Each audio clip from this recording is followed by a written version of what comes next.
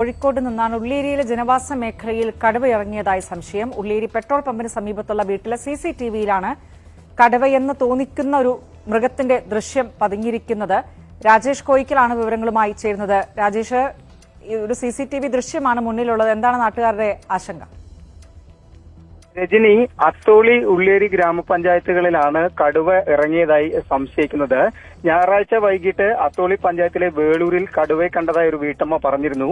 2 ദിവസങ്ങൾക്കിപ്പുറം ഈ വേളൂരിൽ നിന്ന് 3 കിലോമീറ്റർ മാറി കൂമുള്ളിയിലും ഇത്തരത്തിൽ കടുവയെ കണ്ടതായി ചിലർ പറഞ്ഞിരുന്നു. ഇതേ തുടർന്ന് ആ ഭാഗത്ത് CCTV സെൻസർ ക്യാമറകൾ സ്ഥാപിച്ച് നിരീക്ഷണം തുടരുകയാണ്.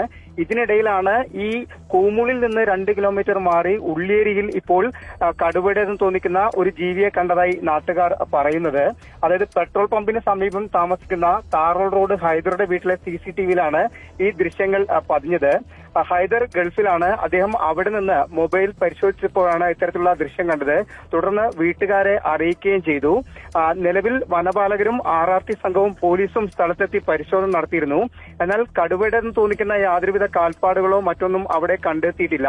എന്നാൽ കടുവയാകാനുള്ള സാധ്യതയും നിലവിൽ വനപാലകർ തള്ളിക്കളയുന്നില്ല. എന്തായാലും പ്രദേശത്ത് ജാഗ്രത തുടരുകയാണ്.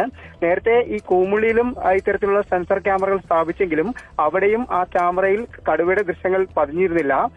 നിലവിൽ വനപാലകരെ സംശയത്തിലാക്കുന്ന കാര്യങ്ങൾ ഇവയാണ്. അതായത് പ്രദേശത്ത് ഈ വളർത്തുമൃഗങ്ങളെ ഒന്നും കടുവ പിടിച്ചതായി കാണുന്നില്ല. ഒപ്പം തന്നെ തെരുവ് നായ്ക്കൾ അടക്കമുള്ളവയുടെ പെരുമാറ്റത്തിലും അസ്വാഭാവികത ഒന്നും തന്നെ കാണുന്നില്ല. ഈ ഒരു സാഹചര്യത്തിലാണ് അത് കടുവയാണോ അല്ലയോ എന്ന കാര്യത്തിൽ ഇപ്പോഴും സ്ഥിരീകരണമില്ലാത്തത്. എന്തായാലും സ്ഥലത്ത് ജാഗ്രത തുടരുകയാണ്.